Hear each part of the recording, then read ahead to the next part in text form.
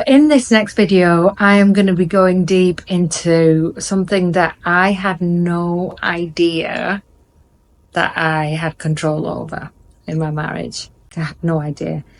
And it actually impacted my husband's productivity. And the data shows this, right? Not just him, like the data shows that it impacts a man's productivity by 80%. Women, oh my God. We're wanting them to produce and provide, and we can sometimes be the ones that are inhibiting it. Now, I want to pre-frame this video. You are not responsible for his productivity. He is responsible for it.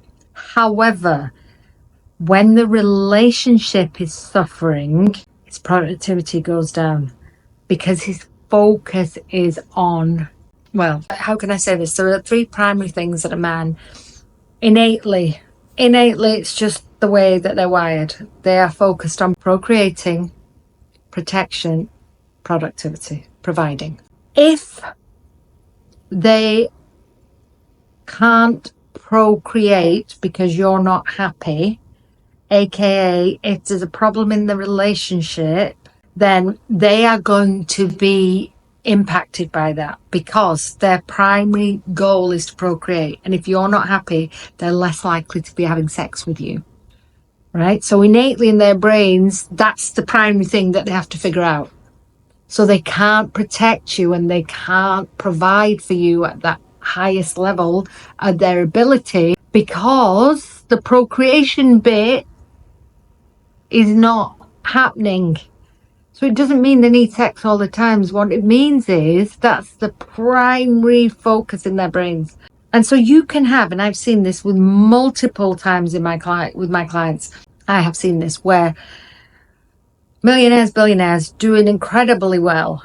The relationships aren't, and they can't seem to get past a certain point, or they keep sabotaging their businesses. It has a direct link. If you think about Tony Robbins, Elon Musk, I've said this before, their businesses plummeted when they were going through divorces. Why is that? Like, to most people, they have incredible businesses and it wouldn't have mattered that it was going down that. It's relative, right? Why is that? Did they suddenly stop becoming business people? Did they suddenly stop understanding business? No. Because the procreation part in their brain was being impacted, and that then diverted all their attention to how to fix that. Because once that's fixed, they can then start protecting you, they can then start providing for you. Not that you need them to protect or provide for you. It's innate. It's a desire. Who doesn't want their man to look after them? Who doesn't want their man to take care of them? I love it when my man walks with me in the street because I feel safe.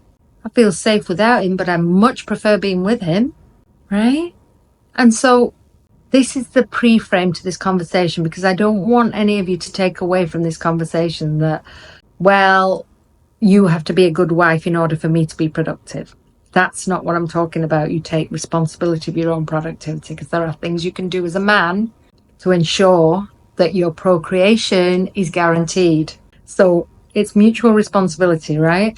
However, there are things that a woman can do, and we have a lot of power in this area, right? So this is why I want to talk about the things that we don't do first, that we get wrong, the mistakes, okay?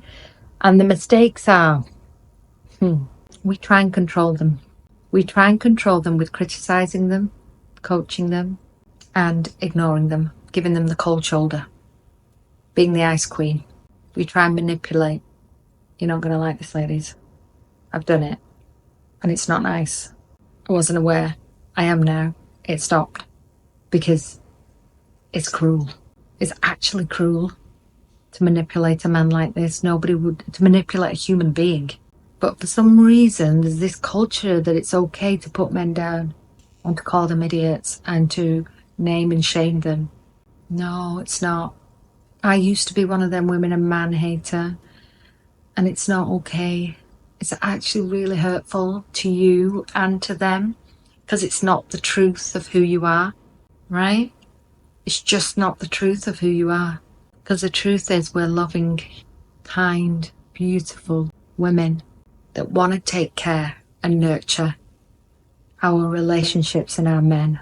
You know, just before this video, before I was coming in to do all this filming, I was saying to my husband, I'm coming into the studio, I booked it for 11 o'clock, and I was just making some food about 11:15, and I was going to make an omelette.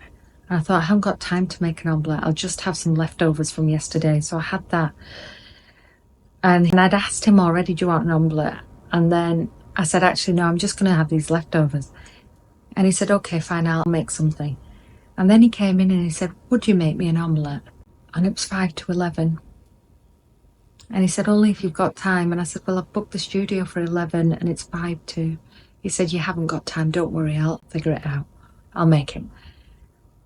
And anyway, I still had to get ready and do a few bits before I left. And it was, the whole time I was getting ready, I had this thing in my heart, and it was, I've said no, because it's the right, like, I haven't got the time. But in my heart, I really want to make him an omelette. And there was something nurturing in me that was like, it doesn't matter if I'm late for the studio. What matters is what feels good for me. And so often as women, we will be hard-faced, and what we do is well, I've set my boundaries and I've said no now, so that's that. And if I go against my word, and he'll think I'm a soft touch, and we go down this whole like rabbit hole of trying to teach him a lesson and stand our boundaries, and you know, he has to understand my no. And had I have felt like that no was the right thing, and he would be all right, and he is all right making his own omelette and all the things, and he is all of that, that also would have been fine. But in my heart, I wanted to make that. Not for him, for me. And this is the difference, ladies. We punish them so that we can feel bigger and we can feel right. And this is one of the most detrimental things you can do to a relationship and to a man, and ultimately to his productivity at home, with the children, with you, and in business. Because he's just going to feel like he's not enough. And this is a wound that most men carry anyway.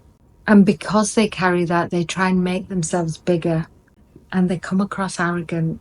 And it's all to do with an insecurity of a wound of not feeling enough, instead of a confidence of knowing he is, right?